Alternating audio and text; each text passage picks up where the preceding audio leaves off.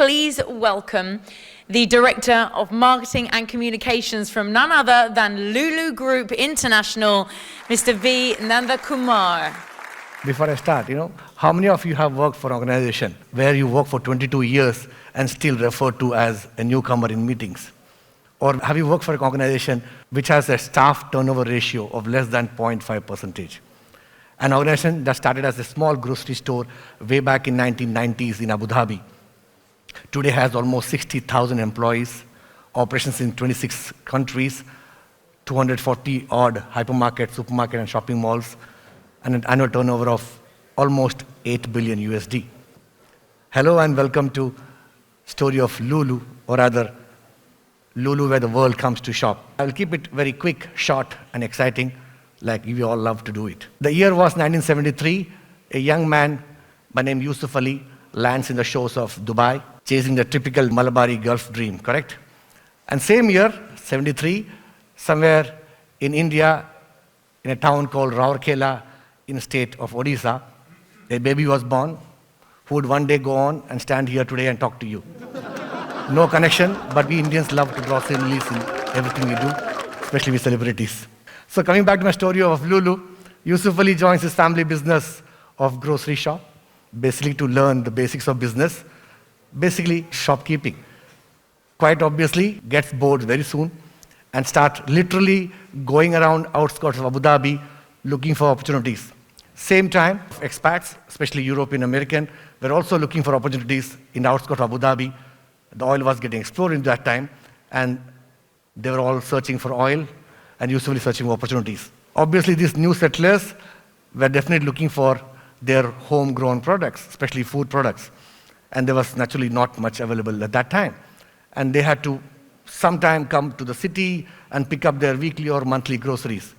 And Yusuff saw a good opportunity in that. He started sourcing from local markets, load them in his truck, and drive down to those settlements in the outskirts of Abu Dhabi, and just started selling to them.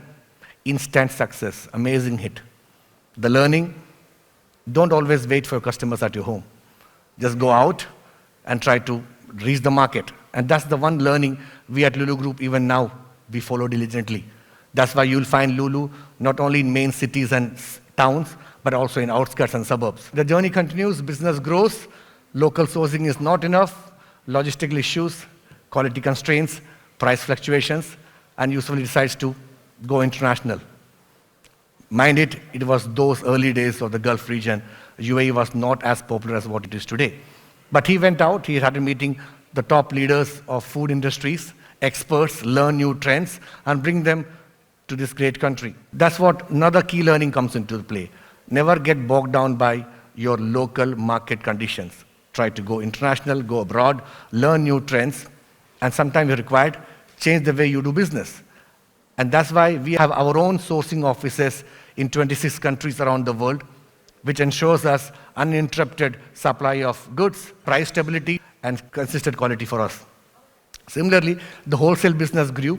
It grew into supermarkets, bigger department stores, expansion in Abu Dhabi, and all at the time of the first Gulf War, the Iraq-Kuwait war. People were fleeing the Gulf, and Mr. Yusuff thought, let's invest now. I'm sure he also had his own apprehensions, but maybe he had a bigger confidence in the visionary leadership of this great country. War would be temporary, but UAE will be always permanent. Another key learning we have, you don't have to be always the first one to jump the ship. Bit of planning and slight long-term vision will see you through your immediate crisis. The brand Lulu was born in that time. For those who don't know, Lulu means pearl in Arabic. In year 2000, we decided to go bigger. In year 2000, the first Lulu hypermarket was established, launched in this very city, Dubai, in Gizais. Same year, another simile, a guy named Nandakumar joins Lulu Group in 2000 to basically coordinate advertising marketing. Similes are always there with Indians. That was a major milestone. Expansion followed. UAE then went to GCC. That's the time we thought about, let's do marketing. Till that time, that was not required. We used to open the shop and people used to come. And we were looking for what kind of USP we should have. That's when we thought that UAE was the melting pot for more than 200 nationalities. And what would make them happier than their own popular food or food products from back home and their favorite cuisines. So we started introducing hot food counters, multi-cuisine, almost restaurant-like options in our store, freshly cooked every day, import our own products from different countries, and our tagline was set, Lulu, where the world comes to shop. And we also started celebrating different country festivals. You would see almost every month you'll have one country being celebrated, because that's what we thought. We thought that shopping or grocery shopping, however boring it sounds, should be exciting. So we started adding drama and bit of glamour to our shopping to make it more connected, engaging, and customer friendly.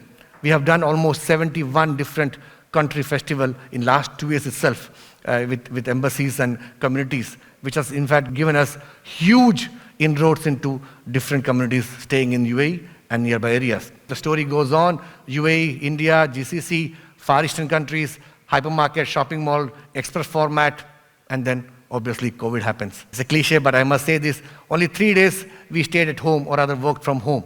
Even in those 3 days, Lulu hypermarket never closed for 1 day.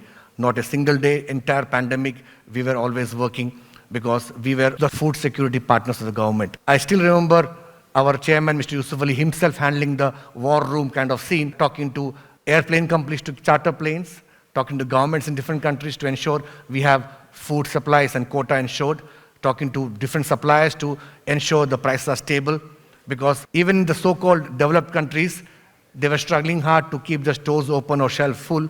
We in UAE, I don't think any one of you have ever faced a shortage. Think of it, countries locked down, factories closed, flights are not on air, shipping is in disarray, but still, I'm sure none of you ever faced food shortage or food crisis in UAE. That's because brands like Lulu were working day in, day out, irrespective of our designations or portfolios. We were all working to ensure that food was on the shelves, and that helped.